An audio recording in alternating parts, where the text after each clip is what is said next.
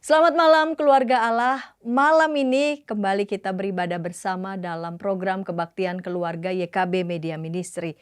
Kebaktian keluarga pada malam hari ini turut dilayani oleh Erika. Sudah bersiap di depannya, sering ia mainkan keyboard. Lalu kemudian ada Petris dan juga ada Pak Daniel yang nanti akan ikut bersama-sama beribadah dan bernyanyi. Dan saya sendiri, Pendeta Santiani Manurung yang akan menyampaikan perenungan firman Tuhan. Keluarga Allah, malam ini melalui program Kebaktian Keluarga kita dipersatukan untuk beribadah bersama. Dan kami yang ada di studio percaya bahwa keluarga Allah ada dalam pemeliharaan Tuhan. Mari bersama kita memuji Tuhan, mari kawan-kawan nyanyi gembira.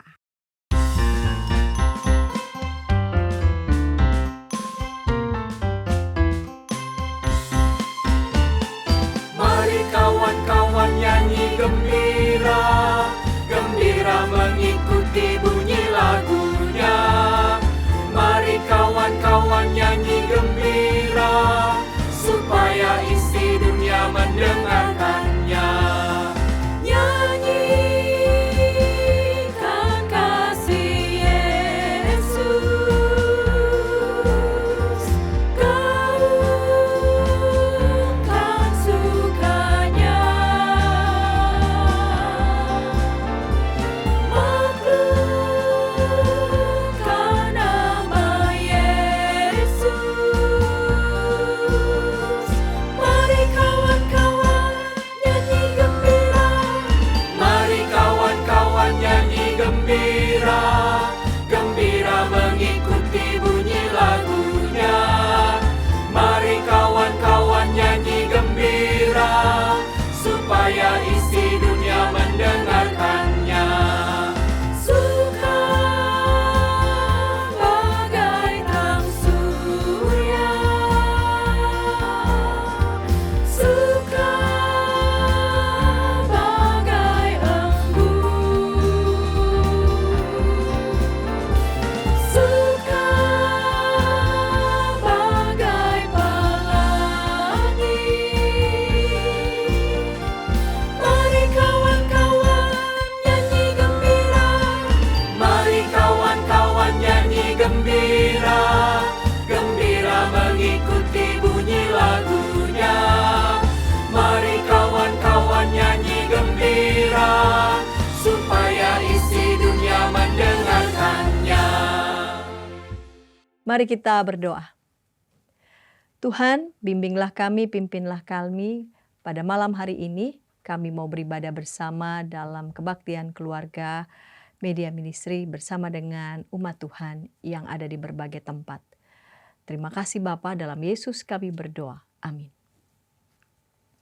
Keluarga Allah sebagai manusia yang berinteraksi dengan sesama seperti dalam keluarga, relasi dalam kerja dan pelayanan, kita pernah mengalami luka atau juga menggoreskan luka.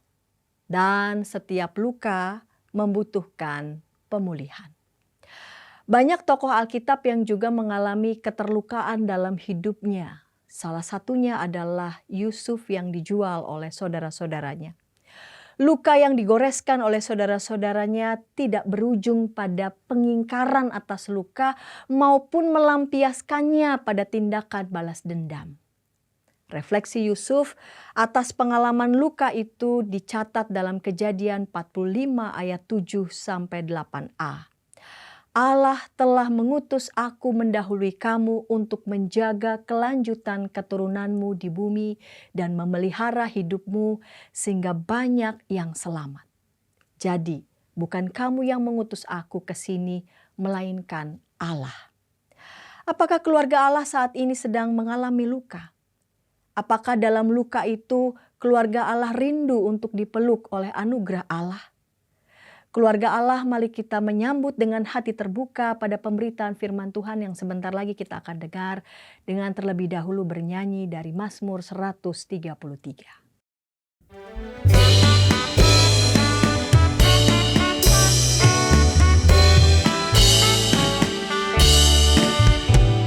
Sungguh alangkah baiknya, sungguh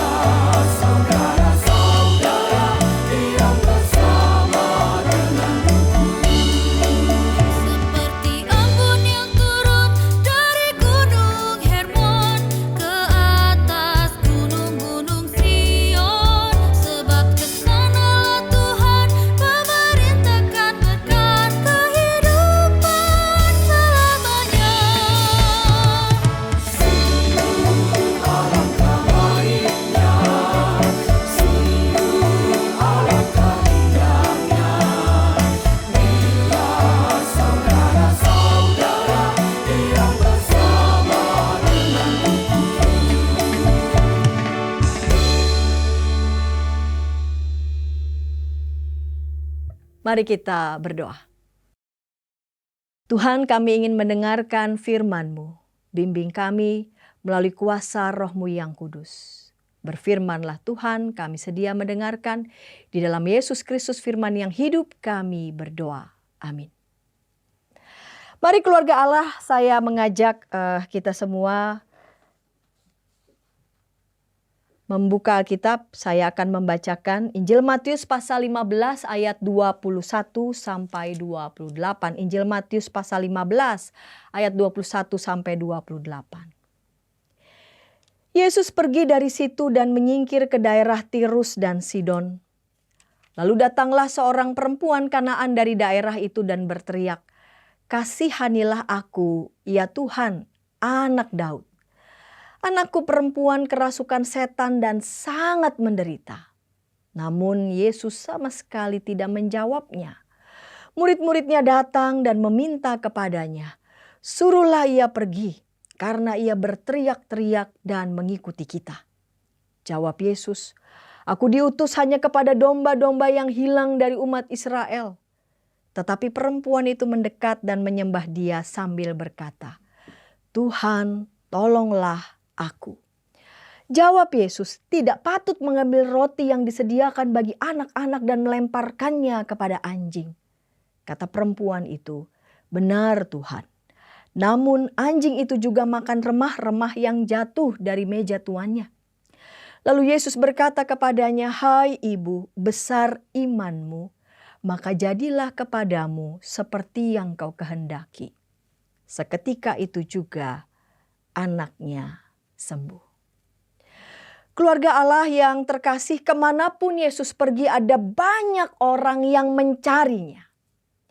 Ia pergi ke sebelah utara melalui Galilea sampai akhirnya tiba di wilayah Tirus dan Sidon, tempat tinggal bangsa Fenisia. Pada ayat pertama di pasal 15 dicatat di sana Yesus pergi dari situ dan menyingkir. Secara khusus maksud saya tadi Matius pasal 15 ayat 21. Pasal 15 ayat 21 didahului sebuah percakapan yang begitu tajam ya, antara orang Farisi dan ahli Taurat. Percakapan tajam itu berawal dari pertanyaan mereka yang sudah bernada menuduh di pasal 15 ayat 2. Dan Yesus merespons dengan jawaban yang begitu sangat mendasar. Bahkan Yesus mengutip perkataan Nabi Yesaya yang dicatat dalam ayat yang ke-7 sampai 9 di Matius pasal 15. "Hai orang-orang munafik, tepatlah nubuat Yesaya tentang kamu. Bangsa ini memuliakan aku dengan bibirnya padahal hatinya jatuh dari aku. Percuma mereka beribadah kepadaku sementara ajaran yang mereka ajarkan ialah perintah manusia." Perkataan ini keras, tajam dan besar kemungkinan respon Yesus ini menimbulkan reaksi kebencian. Peristiwa inilah yang melatar belakangi Yesus pergi dan menyingkir sebagaimana dicatat dalam Injil Matius 15 ayat 21. Menyingkir untuk sementara waktu dari kebencian yang teramat kuat, namun juga menyingkir untuk sementara waktu dari popularitas di tengah orang banyak karena apa yang Yesus kerjakan. Yesus justru menyingkir sementara waktu ke wilayah non-Yahudi yang dianggap sebagai wilayah yang tidak mengenal Tuhan. Walaupun berada di negeri asing, Yesus sama sekali tidak bebas dari permintaan yang lahir dari kebutuhan manusia. Dicatat di sana ada seorang perempuan yang mempunyai seorang anak perempuan yang amat menderita. Dan tampaknya perempuan ini, perempuan Kanaan, mengenali Yesus dan juga sudah mendengar tentang karya dan pengajaran Yesus yang penuh dengan kuasa. Perempuan itu berteriak di ayat 22, "Kasihanilah aku ya Tuhan, anak Daud. Anakku perempuan kerasukan setan dan sangat menderita." Teks menuliskan Yesus sama sekali tidak menjawabnya. Tetapi murid-muridnya yang lebih dahulu memberikan reaksi, menunjukkan reaksi bahwa perempuan itu telah mengganggu mereka. Ya. Jadi murid-muridnya mengatakan, suruhlah ia pergi karena ia berteriak-teriak dan mengikuti kita. Suruh ia pergi karena ia berteriak-teriak mengikuti kita. Ya. Perempuan ini datang minta tolong karena anaknya menderita. Tetapi kehadiran perempuan ini ditangkap oleh murid-murid Yesus sebagai kehadiran yang mengganggu. Saudara-saudara, kalau saya dan saudara-saudara keluarga Allah dimanapun berada, ada di posisi perempuan ini, apa yang kita rasakan saat kita minta tolong, lalu suruh aja dia pergi karena kita datang itu dianggap mengganggu. Tentu saja ini menimbulkan luka yang mendalam.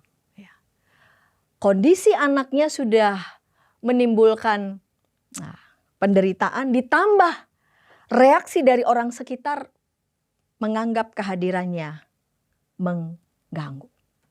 Statusnya sebagai orang non-Yahudi, sebagai orang yang dianggap tidak mengenal Tuhan, kehadirannya sungguh tidak dikehendaki. Dianggap mengganggu, dianggap kotor dan sebagainya. Ia datang dari golongan tertentu, berada di bawah golongan lain yang dianggap tidak selevel. Kehadiran ini dianggap mengusik, bahkan dianggap mencemari. Yesus menjawab, aku diutus hanya kepada domba-domba yang hilang dari umat Israel. Dan sekarang ada seorang non-Yahudi yang berteriak memohon belas kasihan. Yesus berpaling dan mengatakan, tidak patut mengambil roti yang disediakan anak-anak dan melemparkannya kepada anjing. Kata anjing yang dicatat di sini dari kata kunaria bukanlah sejenis anjing jalanan, anjing liar, melainkan anjing peliharaan yang mungil, yang lucu, yang mungkin juga gemes, yang menggemaskan. Yang jauh berbeda dari anjing liar yang berkeliaran. Dan atas pernyataan Yesus itu, perempuan ini merespon dengan sebuah respons yang menggetarkan. Benar Tuhan. Namun anjing itu juga makan dari remah-remah yang jatuh dari meja tuannya. Wah, luar biasa ya keluarga Allah. Datang dia mengadu akan situasi yang dia hadapi. Reaksi di sekitarnya menganggap kehadirannya penuh gangguan. Pernyataan Yesus itu justru direspons dengan jawaban yang menggetarkan. Benar Tuhan. Namun anjing itu juga makan dari remah-remah yang jatuh dari meja tuannya. Lalu Yesus berkata kepadanya, hai ibu besar imanmu, maka jadilah kepadamu seperti yang kau kehendaki. Iman yang ditunjukkan perempuan ini, iman yang demikian gigih. Reaksi ketidaksukaan dari orang-orang sekitar ataupun pernyataan yang terkesan begitu sinis ataupun sarkas, terkesan seolah-olah sarkas, tidak ditangkap ataupun tidak direspons oleh perempuan ini, menjadi respons yang membuat dia terluka lalu kemudian pergi begitu saja. Melainkan ia mengubah situasi yang demikian tidak mengenakan itu, diubahnya dan ditangkapnya menjadi sebuah situasi yang justru menjadi inspirasi bagi banyak orang. Hai ibu, besar imanmu, maka jadilah kepadamu seperti yang kau kehendaki. Iman yang demikian gigih. Dalam perenungan ini di bawah judul dari keterlukaan berujung pelukan, kita belajar dari sikap perempuan Kanaan ini yang tidak mau terjebak dan dijebak begitu saja oleh situasi yang bisa saja bagi dia menimbulkan luka ataupun juga traumatik kan. Ya, sebagai orang non-Yahudi ya, ketemu dengan orang Yahudi ya, laki-laki semua begitu. Bisa saja perjumpaan itu kan membawa trauma yang demikian. Tetapi sikap perempuan ini justru menunjukkan yang sebaliknya. Situasi itu lalu kemudian dia balik sedemikian rupa menjadi sebuah kekuatan. Kita juga ingat tentang Yusuf yang juga mengalami keterlukaan yang begitu dalam. Yang dicatat dalam Kejadian 45 apa yang terjadi di sana. Di babak-babak akhir saudara-saudaranya bertemu dengan Yusuf. Yusuf yang dilupakan, dilupakan oleh saudara-saudaranya. Dilupakan oleh teman yang pernah dia tolong. Hidupnya sungguh tidak mudah. Sampai kemudian hidup membawanya kepada babak yang baru. Yaitu penguasa Mesir memberikan kepadanya kepercayaan sekaligus juga kekuasaan. Dalam kepemimpinannya Yusuf mengelola sumber daya. Dikala 7 tahun masa kelimpahan, Yusuf membuat sistem pengumpulan dan penyimpanan. Mengapa? Karena Yusuf sedang mempersiapkan 7 tahun masa kekeringan yang berdampak pada kelaparan, bukan saja kelaparan yang dialami oleh bangsa Mesir, tetapi juga kelaparan yang dialami oleh bangsa-bangsa sekitar. Sistem yang ia buat ini dengan mengumpulkan dan menyimpan yang ia kerjakan diuraikan dengan step-step. 1, dia mengangkat pejabat bijaksana untuk mengatur logistik, mengumpulkan 1/5 hasil panen setiap tahun selama 7 tahun kelimpahan, membangun pusat penyimpanan makanan di setiap kota. Yang dicatat dalam Kejadian 41. Barulah saat datang masa kelaparan, makanan itu dapat didistribusikan secara terorganisir. Sebagai orang yang berkuasa, Yusuf punya peran yang sangat besar. Bukan saja diberi kepercayaan untuk mempersiapkan stabilitas pangan pada saat itu, tetapi juga Raja Firaun bersabda bahwa sekalipun dirinya adalah seorang Firaun, tanpa persetujuan Yusuf siapapun tidak boleh bertindak di seluruh tanah Mesir. Wah, walaupun Firaun itu yang berkuasa, tapi tanpa persetujuan Yusuf, ya, siapapun tidak boleh bertindak di seluruh tanah Mesir. Ah, ini Yusuf posisinya jadi apa ini? Asisten. Jadi sekalipun kekuasaan raja absolut, tetapi tanpa persetujuan Yusuf tidak boleh tindakan apapun ada di seluruh tanah Mesir. Kita bisa bayangkan betapa besar kuasa yang diberikan kepada Yusuf, sehingga ketika dia berada di puncak kekuasaan yang demikian sangat, dia bisa saja melakukan apa saja, termasuk membalaskan rasa sakit hatinya kepada saudara-saudaranya. Gampang saja dia bisa lakukan itu. Namun Yusuf justru memilih jalur lain. Bukan jalur balas dendam. Bukan jalur memakai kuasanya untuk melampiaskan kebenciannya. Melainkan dia memilih jalur rekonsiliasi. Proses Yusuf sampai pada jalur rekonsiliasi ini juga punya proses, keluarga Allah. Enggak juga tiba-tiba, oh Yusuf lupa. Oh saya udah lupa, itu namanya lupa ingatan. Ada memori dalam otaknya yang tidak berfungsi sehingga peristiwa yang demikian menyakitkan terhapus dalam file memorinya. Enggak. Ada prosesnya. Ia ingat setiap detil yang terjadi pada saat itu. Jejak luka itu tidak mudah terhapus begitu saja. Ya, file memori otak kita nggak kayak memori komputer. Sekali delete, ya selesai, habis semua, tidak. Memori kerja otak manusia tidak seperti kerja memori komputer, memori mesin. Pengampunan tidak sama dengan melupakan begitu saja. Pengampunan tidak sama dengan menekan perasaan yang getir. Kita sering lupa bahwa ada satu proses yang perlu kita sadari ketika manusia mengalami keterlukaan atas peristiwa yang menyakitkan. Ini rekan-rekan saya ada di sebelah kanan kiri saya. Kira-kira yang membuat orang itu sulit untuk memaafkan peristiwa yang begitu menyakitkan tuh biasanya karena apa? Biasanya karena apa kalau menurut Patrice? Komplikasi kayaknya. Komplikasi ya. Kalau menurut Paniel? Terlalu menyakitkan. Iya. Terlalu menyakitkan tuh ada apa berarti? Ada emosi kan? Karena emosinya belum, iya. Emosinya belum pulih. Emosinya apa saja? Ya sakit di situ, sedih di situ, kecewa di situ, tapi juga ada marah di situ atau mungkin juga ada rasa jijik juga di situ gitu. Campur aduk. Emosinya masih ada di situ.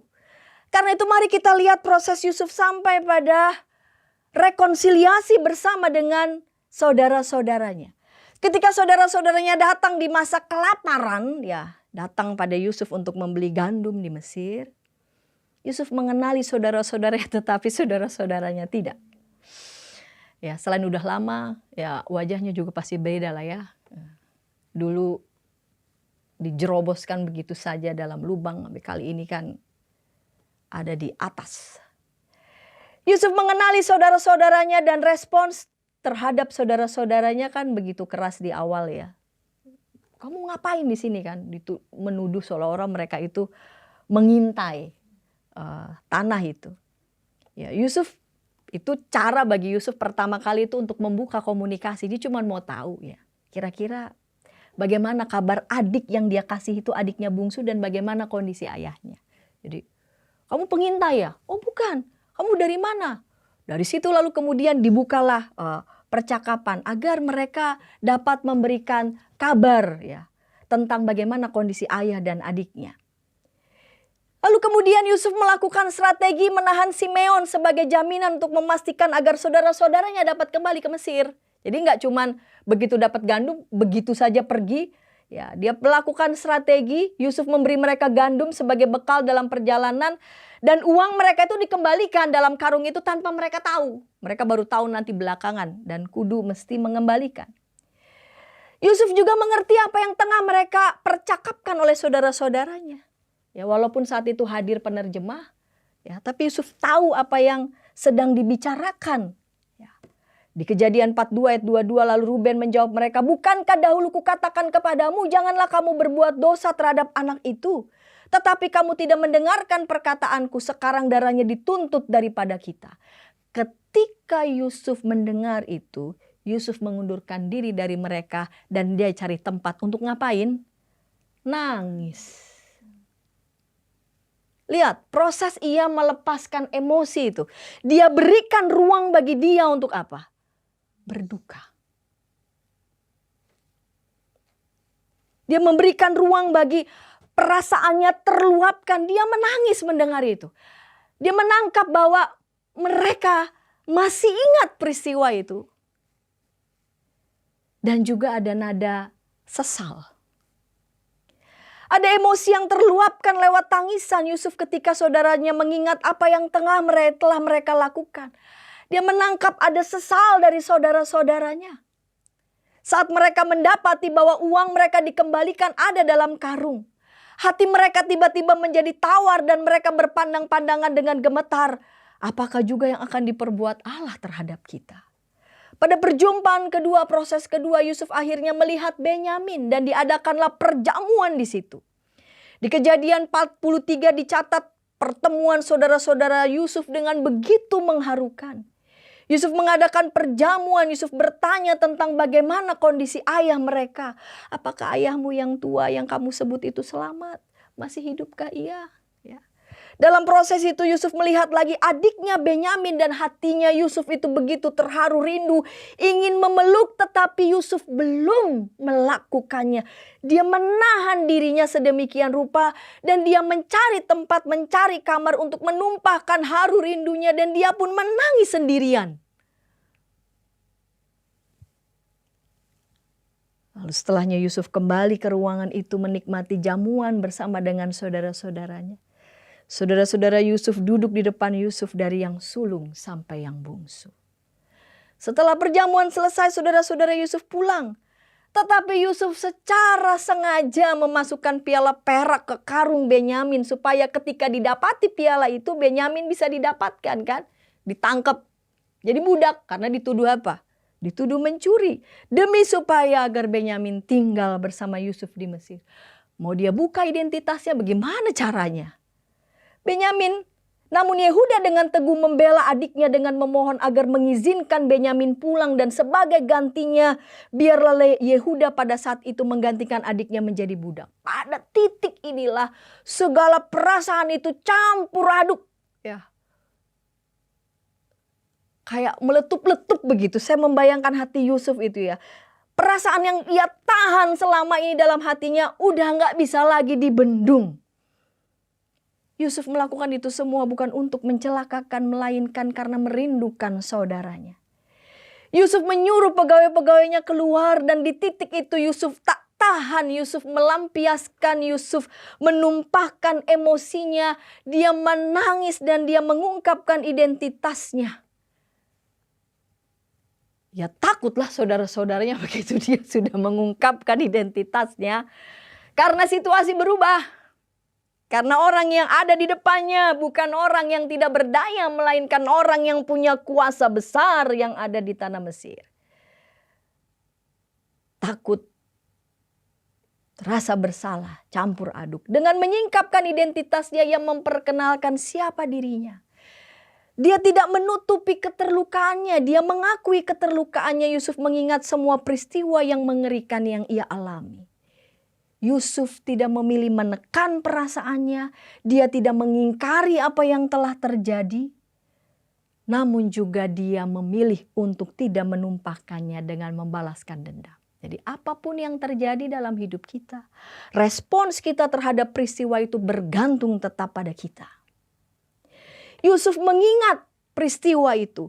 Tapi juga Yusuf berproses melepaskan semua emosinya dan mentransformasi luka-luka itu dan melepaskannya.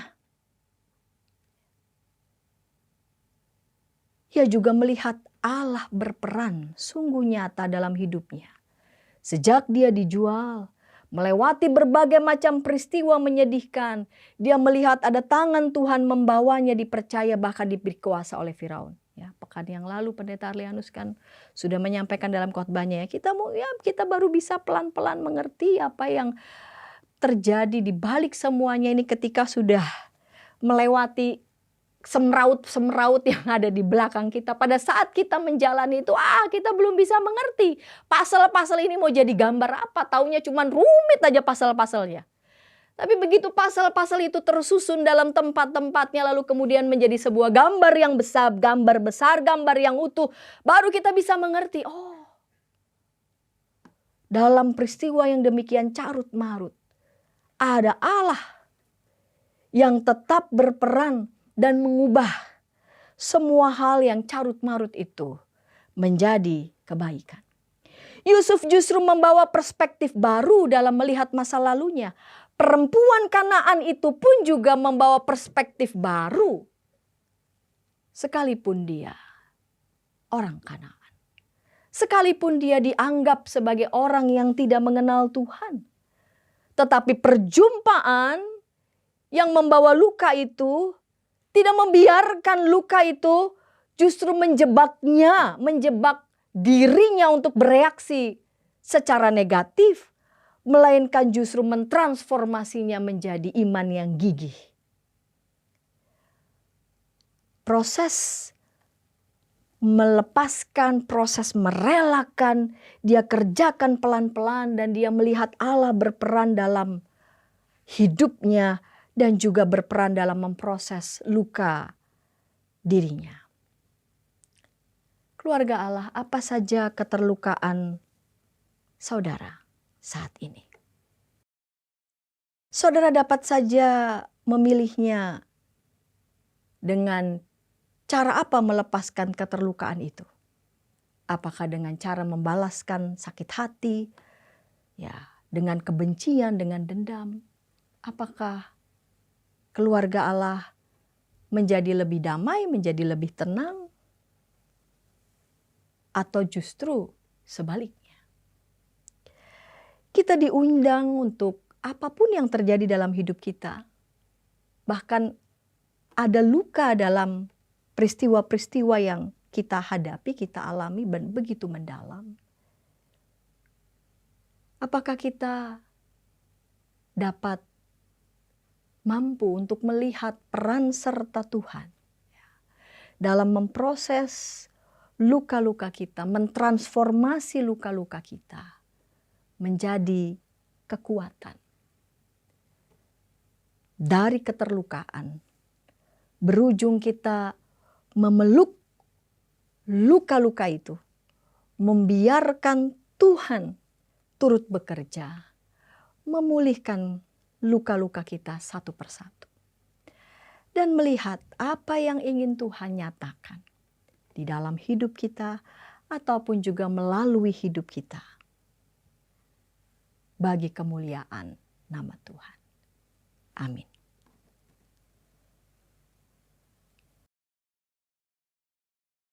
Saat hening.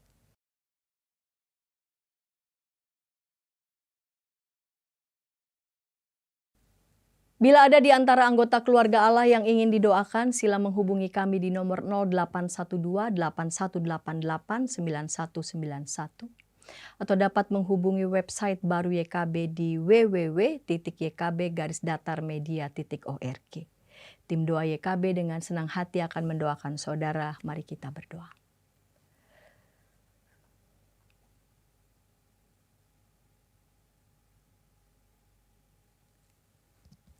Tuhan, Kau saat ini mengetahui apa yang kami alami. Mungkin ada di antara kami yang mengalami peristiwa-peristiwa yang begitu menyakitkan dan kami luput untuk memprosesnya dengan bertanggung jawab sehingga luka-luka itu membawa luka lagi yang makin dalam dan berdampak pada pilihan-pilihan hidup kami. Menjadi menyakiti diri kami ataupun juga menyakiti orang-orang di sekitar kami. Kami bercermin, kami belajar melalui iman yang gigih yang ditunjukkan oleh perempuan Kanaan. Dan juga iman yang gigih yang ditunjukkan oleh Yusuf ketika memproses luka-lukanya. Di titik di mana ia diberikan kepercayaan dan kuasa, dia tidak menggunakan kuasa itu untuk membalaskan rasa sakit hati, kebenciannya dengan tindakan dendam.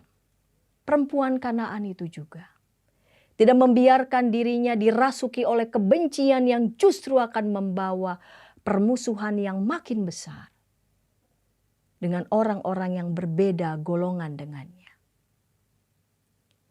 Justru iman gigih yang ditunjukkannya membuat Yesus sungguh-sungguh bergetar dan mengapresiasi sungguh kegigihan imannya. Dan justru berita Injil itu juga membebaskan perempuan Kanaan itu sehingga ia dapat melihat dan mengalami keselamatan yang datangnya dari Tuhan. Bantu kami ya Tuhan, setiap keluarga Allah, suami, istri, orang tua, anak-anak, generasi muda yang saat ini juga memproses luka-luka mereka, agar mereka membawanya kepada Tuhan, sehingga Tuhan dengan leluasa bekerja di dalam kami, dan juga memberikan sarana-sarana sebagai jalur-jalur pertolongan menolong kami memproses setiap luka-luka kami. Dari keterlukaan, berujung kepada pelukan, berujung kepada transformasi hidup kami. Terima kasih Bapa, dalam Yesus kami berdoa. Amin. Keluarga Allah, mari kita belajar melepaskan segala emosi atas pengalaman luka yang kita alami dan dengan hati yang rindu mau dipulihkan, kita belajar memberikan pengampunan kepada mereka pun yang telah menorehkan luka. Mari kita memuji Tuhan, perintah baru.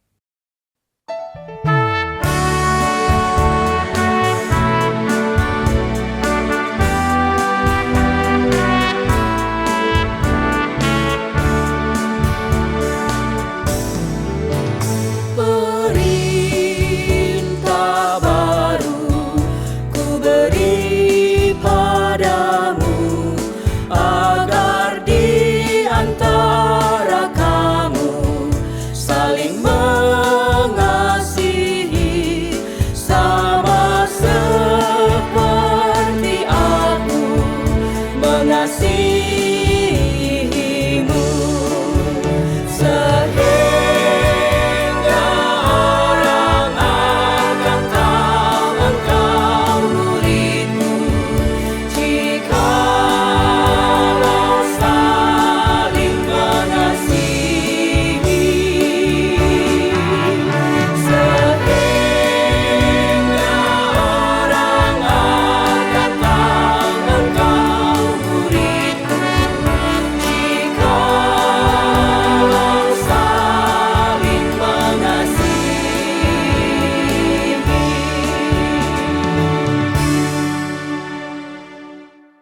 berdiri, kita menerima berkat Tuhan.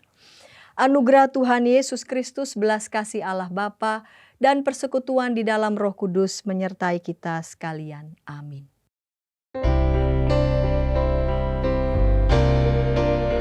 Terima kasih ya Allah Bapa, terima kasih ya Yesus Kristus Tuhan, terima kasih ya Roh Kudus, Allah Trinitas Maha Kudus.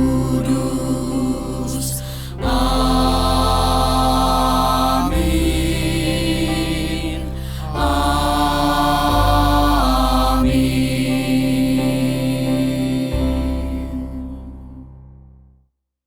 Kita bersatu teduh